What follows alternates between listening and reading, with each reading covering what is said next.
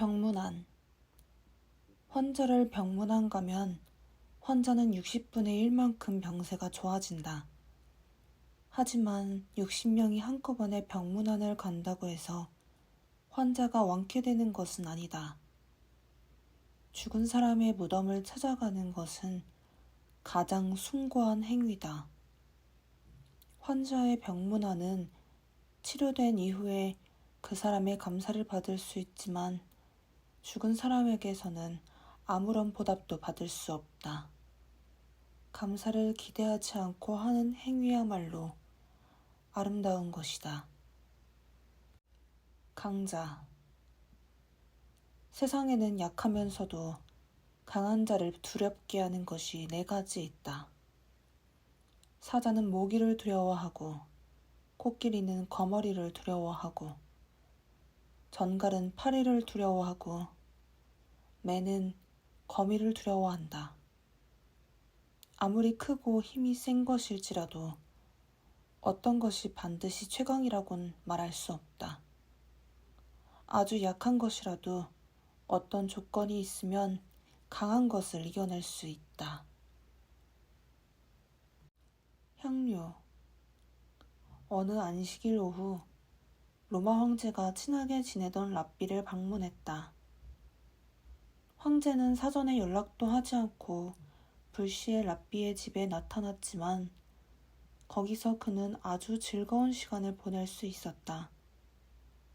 식사는 매우 맛있었고 사람들은 식탁에 둘러앉아 소리 높여 노래를 부르기도 하고 탈무드 이야기를 하기도 했다.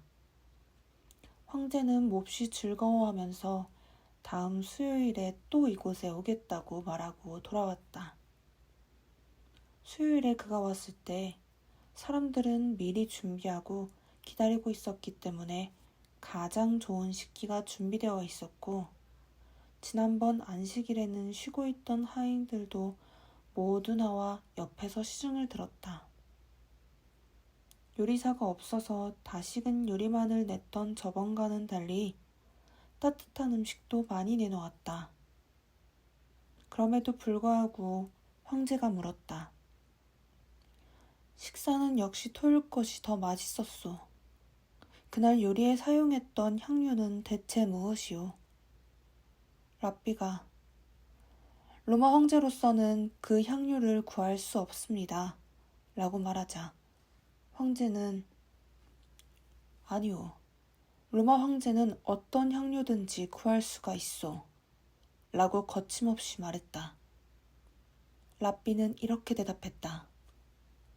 유대의 안식일이라는 향료. 이것만은 로마 황제인 당신도 어떤 수단을 써도 구할 수 없는 것입니다. 중용. 군대가 어떤 길을 행군하고 있었다. 길 오른쪽에는 눈이 내리고 얼음이 얼어 있었다. 왼쪽은 불바다였다. 군대가 만일 오른쪽으로 가면 얼어 죽고 왼쪽으로 가면 불타버리고 만다. 한가운데는 늘 따뜻함과 시원함이 적절히 섞여진 길이었다. 죄. 인간은 누구나 죄를 범한다. 따라서 유대교의 가르침에는 동양의 도덕과 같이 엄격하고 긴장된 분위기가 없다. 유대인은 죄를 범해도 유대인이다. 유대의 죄에 대한 관념은 가령 화살을 관역에 맞히는 능력이 있음에도 불구하고 맞히지 못할 때가 있는 것과 같이 본래는 범할 리가 없는데 어쩌다 범해버렸다고 생각하는 정도이다. 유대인이 죄의 용서를 빌 때에는 나라고 하지 않고 반드시 우리라고 한다. 자기 혼자서 범한 죄일지라도 반드시 여러 사람이 저지른 것으로 생각하는 것이다. 유대인은 하나의 커다란 가족이라고 생각하고 있기 때문에 자기 혼자 죄를 범했어도 모두가 죄를 범한 것이 되는 것이다. 설령 자기는 물건을 훔치지 않았다 하더라도 누군가가 물건을 훔쳐간 것에 대한 하나님께 용서를 빌지 않으면 안 된다. 그것은 자기의 자선이 부족하여 누군가가 저지른 일이라고 생각하기 때문이다. 손. 인간은 태어날 때 손을 꼭 쥐고 있지만 죽을 때는 손을 펴고 있다. 왜 그럴까? 태어날 땐 이 세상의 모든 것을 붙잡아 보려는 욕망 때문이며 죽을 때는 모든 것을 남아있는 사람들에게 주고 아무것도 가지고 가지 않겠다는 뜻이다. 스승. 유대인 가정에서는 반드시 아버지가 자식들에게 탈무드를 가르친다. 아버지가 지나치게 엄하거나 정이 없으면 아이들은 아버지를 두려워한 나머지 배우려는 마음의 여유조차 잃어버리고 만다. 히브리어로 father, 스승이라는 의미도 있다. 카톨릭 신부가 father이라고 불리는 것도 히브리어의 개념을 따른 것이다. 유대에선 자기 아버지보다도 스승을 더욱 소중하게 여긴다. 아버지와 스승 두 사람이 동시에 감옥에 들어갔을 경우 한 사람만 빼낼 수 있다면 자식은 스승을 나오게 한다. 유대에서는 지식을 전하는 스승이 더욱 소중하기 때문이다. 성스러운 것. 이것은 영어나 다른 말에는 없는 개념으로 인간에게는 동물에서부터 천사에까지 이르는 폭이 있어 천사에 가까워짐에 따라 성스러워진다는 생각이다. 성스러움이란 어떤 것인가? 하고 랍비가 학생들에게 묻자 대부분의 학생은 하나님을 위해 목숨을 바치는 것이라고 말했고 어떤 학생은 늘 기도하는 것이라고 대답하는 등 여러 가지 대답이 나왔다. 그러자 랍비는 답은 여러분이 무엇을 먹는가와 성행위를 하는가에 달려있다 라고 말했다. 학생들이 웅성거리며 돼지고기를 먹지 않는 것이 성스러움입니까? 하고 물었다. 그 이유는 그렇다. 안식일이 지키는지 안 지키는지는 누구라도 알 수 있다. 하나님을 위하여 목숨을 바치는 것도 당장에 알 수 있다. 그러나 여러분이 자기 집에서 어떤 것을 먹는지는 아무도 알 수가 없다. 남의 집에서나 거리에서 식사를 할 땐 유대의 모든 율법을 지켜 식사를 한다 해도 집에 들어가서는 율법에 어긋나는 식사를 할지도 모르기 때문이다.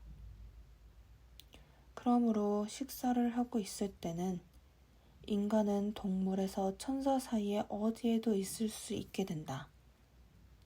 이때 자신을 숭고하게 할 수 있는 사람이 참으로 성스러운 것이다.